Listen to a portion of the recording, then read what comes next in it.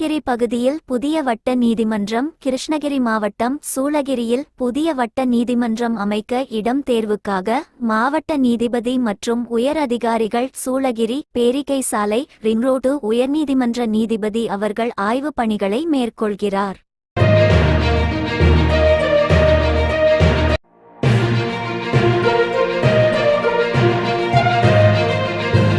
சேலத்தில் நடைபெறும் உரிமை மீட்பு மாநாட்டிற்கு சாதி பாஷா நடைப்பயணம். எதிர்வரும் டிசம்பர் 24, 2023 ஆம் தேதி அன்று மாங்கனி மாநகரம் சேலத்தில் நடைபெறும் திராவிட முன்னேற்றக் கழக இளைஞரணி சார்பில் நடைபெறும் மாநில உரிமை மீட்பு மாநாட்டுக்கு கிருஷ்ணகிரி மாவட்டம் கெலமங்கலம் பேரூர் திமுகவின் கழக உறுப்பினர் சாதிக் பாஷா என்பவர் நடைப்பயணமாக செல்பவரை வழி அனுப்பும் விழா கெலமங்கலம் பேருந்து நிலையத்தில் நகர செயலாளர் தஸ்திகிரி தலைமையில் நடைபெற்றது.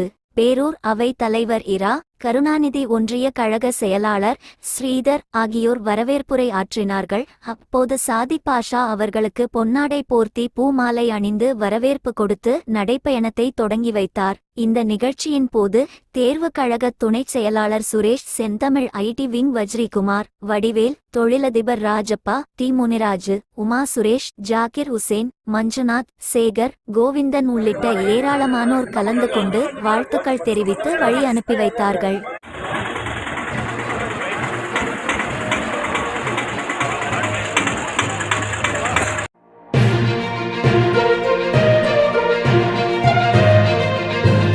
தமிழ்நாடு பத்திரிகையாளர் சங்கத் சார்பில் பண்ருட்டியில் நடந்த பத்திரிகையாளர்கள் மாநில மாநாட்டில் ஓசூர் சேர்ந்த மூத்த தலைவர் சமூக ஆர்வலர் வி.எஸ். ரெட்டி அவர்களை பாராட்டினார். மாநில தலைவர் சுபாஷ் மற்றும் மாநில துணைத் தலைவர் ஸ்ரீனிவாச ரெட்டி உடைந்தார்.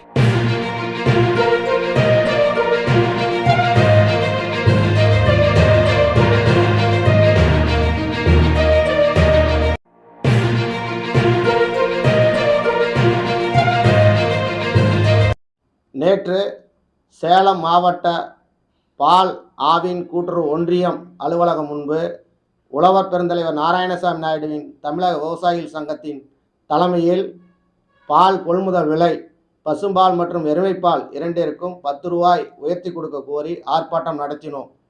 நேற்று மாலையிலேயே மாண்புமிகு தமிழக முதல்வர் அவர்கள் ஆவின் நிர்வாகம் மூலம் பால் உற்பத்தியாளர்களிடமிருந்து கொள்முதல் செய்யும் பாலிற்கு லிட்டர் ஒன்றுக்கு 3 ரூபாய் உயர்த்தி வழங்கப்படும் என்று ஒரு அறிவிப்பு வெளியிட்டார். அந்த அறிவிப்பு விவசாயிகளுக்கு ஏற்கனவே கட்டுப்படியாகவில்லை என்று தான் போராட்டம் நடத்தி கொண்டிருந்தோம். தமிழகத்தில் உள்ள பல பகுதிகளில் 10 ரூபாய் உயர்த்தினால்தான் கட்டுப்படியான விலை கிடைக்கும். தற்போது விலையிலிருந்து பசும்பால் லிட்டர் ஒன்றுக்கு 35 45, எருமைப்பால் 44 54 உயர்த்தி கொடுக்க கோரிதான் கோரிக்கை வைத்தோம் அரசுக்கு. அரசு அதை கவனிக்கவில்லை. ஆகவே 3 ரூபாய் உயர்த்தி கொடுத்தது என்பது விவசாயிகளுக்கு ஏமாற்றம் அளிக்கிறது. ஆகவே 3 ரூபாய் உயர்த்தி கொடுத்தது என்பது ஒப்பிடும்போது தமிழக விவசாயிகளுக்கும் பால் உற்பத்தியாளர்களுக்கும் ஒரு கண் துடைப்பு நாடகம் வேலை தான் தமிழக அரசு செய்துள்ளது.